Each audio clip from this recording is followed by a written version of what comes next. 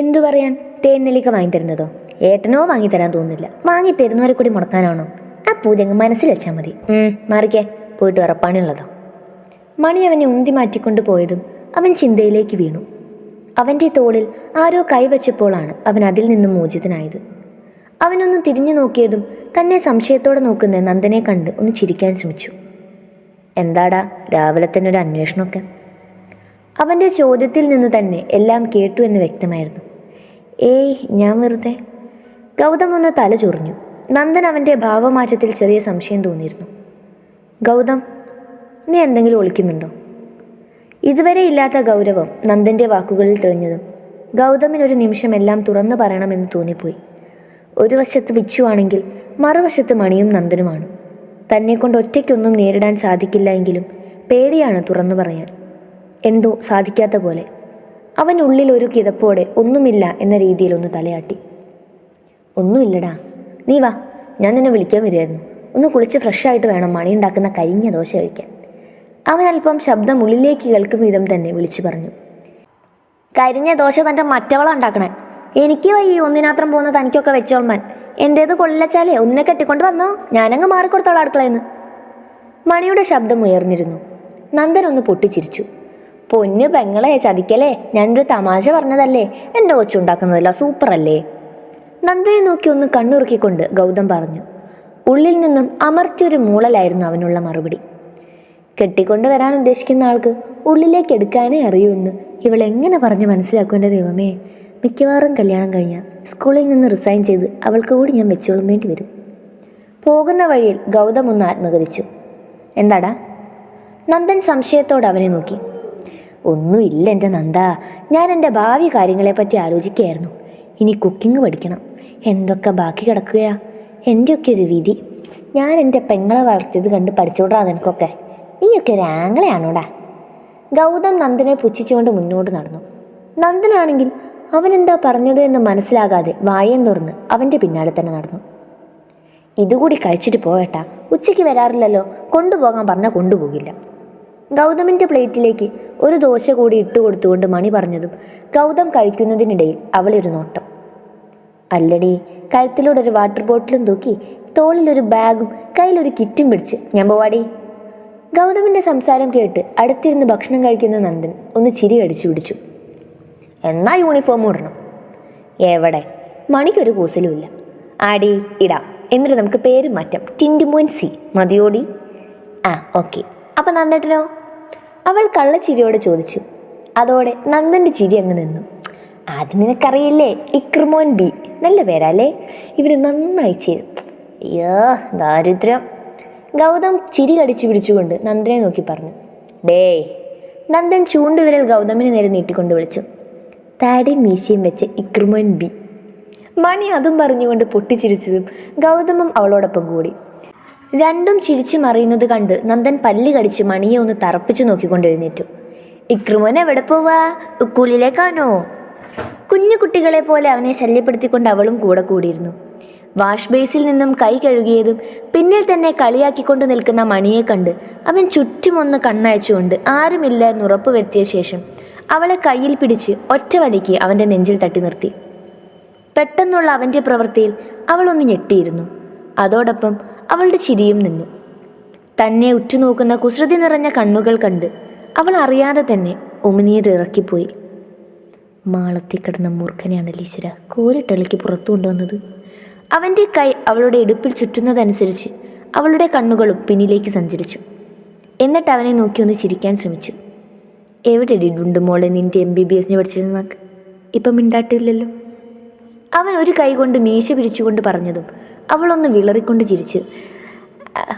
അത് ഞാൻ ഒരു തമാശയ്ക്ക്. ഓ, തമാശയായിരുന്നു. എന്നെ എനിക്ക് ചെറിയൊരു തമാശ കാണിക്കാൻ തോന്നുന്നു.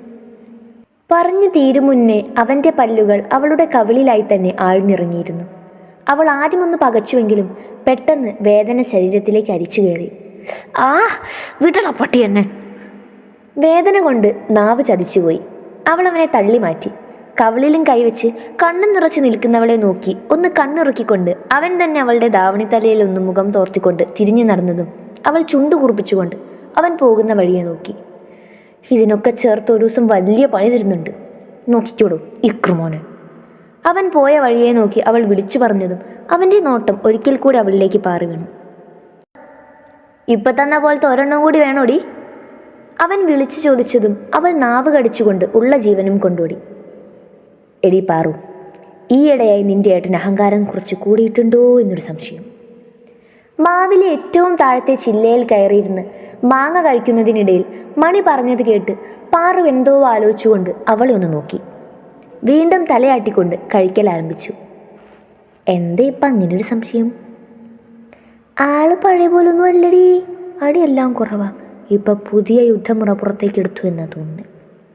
മുഖം ചുളിച്ച് കവിളൊന്ന് തടവിക്കൊണ്ട് അവൾ പറഞ്ഞതും പാറു അവളെ ഒന്ന് എത്തി നോക്കി. പിന്നെ ഒന്ന് ചിരിച്ചു. ഓഹോ, ആ യുദ്ധമുറയുടെ ഫൈനൽ റിസൾട്ടാകും നിന്റെ മുഖത്ത് തിളങ്ങി കിടക്കുന്നത്. എൻ്റെ ഏട്ടന് ബുദ്ധിയുണ്ട്. അടിച്ചാൽ നീ നന്നാവോ? എവിടെ ആം ത്രിൽഡ് എന്നും പറഞ്ഞ് മോന്തം കാണിച്ച് നിൽക്കുകയായിരുന്നല്ലോ. അപ്പം പിന്നെ നിന്നെ ഒതുക്കാൻ ഇങ്ങനെ പറ്റൂ. നീ കുറേ വാങ്ങിച്ചു കൂട്ടും.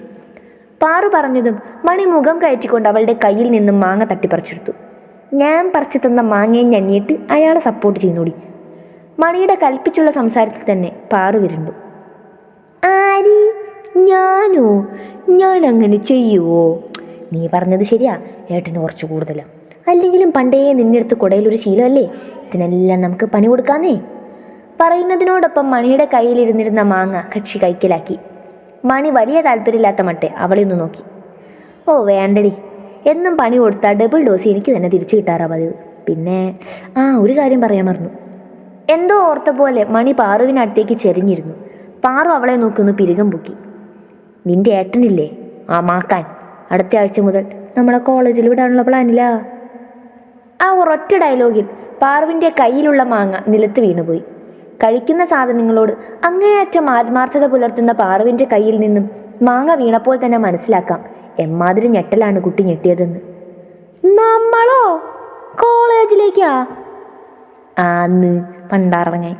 ഞാൻ പറഞ്ഞിട്ടൊന്നും നിന്റെ ഏട്ടൻ കേൾക്കണ്ടേ? ആ നരകത്തിലേക്ക് പോകുന്നതിലും നല്ലത് നിന്റെ ഏട്ടനെ ഡിവോഴ്സ് ചെയ്ത് വീട്ടിയിരിക്കുന്നതാണ്. മണി മുഖം കയറ്റിക്കൊണ്ട് പറഞ്ഞു.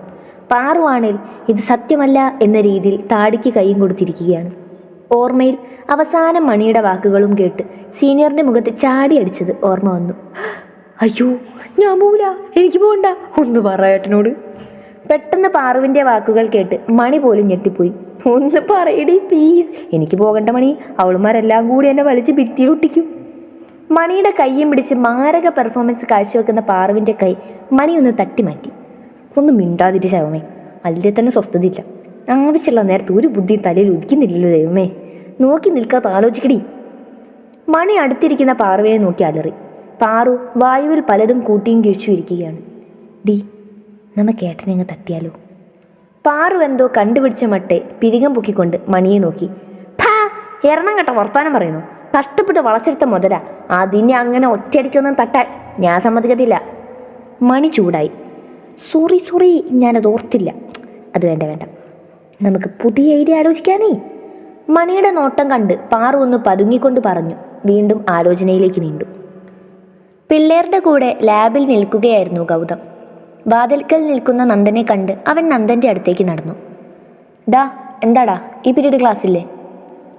+1 ആണ്. കയറും മുന്നേ നിന്നെ ഒന്ന് കണ്ടിട്ട് പോകാമെന്ന് കരുതി. ഗൗതം പറഞ്ഞു കഴിയും മുന്നേ ഉള്ളിൽ നിന്നും എന്തോ പൊട്ടുന്ന ശബ്ദം കേട്ടു. എന്താടാ അത്? ഉള്ളിലേക്ക് നോക്കിക്കൊണ്ട് ഗൗതം അലറി. പിള്ളേരെല്ലാം പേടിച്ചുകൊണ്ട് അവനെ നോക്കുന്നുണ്ട്. അത് സാർ, വാച്ച് ക്ലാസ്. ഒരാൺകുട്ടി തല ചൊറിഞ്ഞുകൊണ്ട് ചുറ്റും ഒന്ന് നോക്കിക്കൊണ്ട് പറഞ്ഞതും ഗൗതം ഒന്ന് അമർത്തി നോക്കി. കഴിഞ്ഞ തവണ ടെസ്റ്റ് ട്യൂബ് പൊട്ടിച്ചത് നീ തന്നെയല്ലേ? പോകുമ്പോഴേക്ക് ഈ ലാബ് നീ ബാക്കി വെക്കോടേ. ബാക്കി ചെയ്യാൻ നോക്ക്. അതും പറഞ്ഞുകൊണ്ട് ഗൗതം നന്ദന് നേരെ തിരിഞ്ഞു. എന്താടാ കാര്യം? കാര്യമായി ഒന്നുമില്ല. മണിയോട് നീ ഒന്നുകൂടെ കോളേജിൽ പോകുന്ന കാര്യം ഒന്ന് പറഞ്ഞ് ശരിയാക്കണം.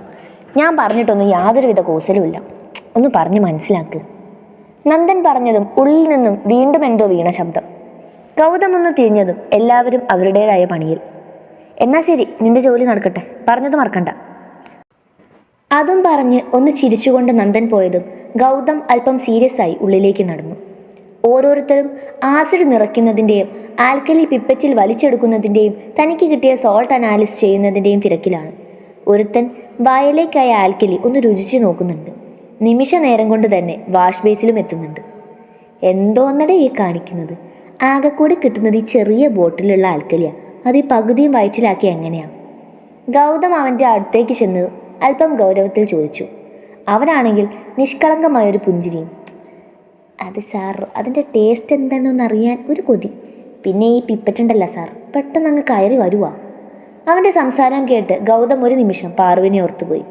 എന്തുകൊണ്ടോ ഒന്ന് പുഞ്ചിരിച്ചു. നീ ചെയ്യാൻ നോക്ക്. അത്രയും പറഞ്ഞുകൊണ്ട് അവൻ ഒരു ചെയറിൽ കയറിയിരുന്നു. ഇടയ്ക്കിടെ എന്തൊക്കെയോ പൊട്ടിത്തെറികളും പിള്ളേരുടെ അടക്കിപ്പിടിച്ച ചിരിയും ഒക്കെ കേൾക്കുന്നുണ്ട്. അത് അവനിലും ഒരു പുഞ്ചിരി നിറച്ചു. 2 കൊല്ലങ്ങൾക്ക് മുന്നേ ടീച്ചിങ് പ്രാക്ടീസിനിടയിൽ ഇല്ലാത്ത ഡൗട്ടും ഉണ്ടാക്കി ലാബിലേക്ക് കടന്നു വരുന്നവളുടെ മുഖമായിരുന്നു അവൻ്റെ മനസ്സ് മുഴുവൻ.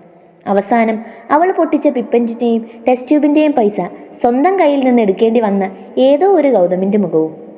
ഡാ പൊട്ടാ, അതങ്ങനെയല്ല, ഇങ്ങ് മാറി, ഞാൻ കാണിച്ചു തരാം.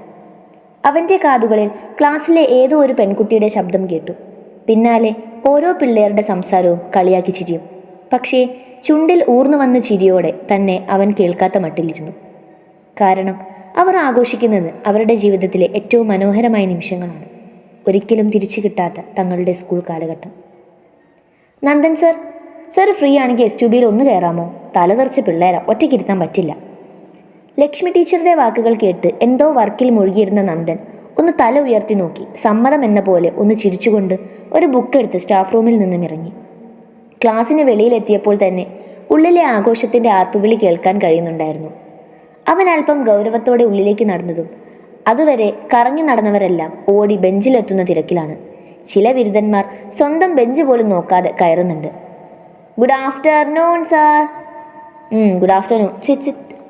അവൻ പറഞ്ഞതും എല്ലാവരും ഇരുന്നു. സാർ, ഈ പീരീഡ് ഫിസിക്സ് അല്ല, ഇംഗ്ലീഷാണ്, ഒരു ആൺകുട്ടി വിളിച്ചു പറഞ്ഞു. ഓഹ്, അറിയാലോ നവനീതേ, സീത ടീച്ചർ ഇന്ന് ലീവാണ്, അപ്പം ഞാനങ്ങ് കയറി.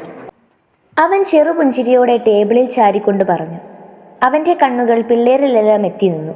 എല്ലാവരും ഫിസിക്സ് എടുക്കുന്നതിൻ്റെ തിരക്കിലാണ്.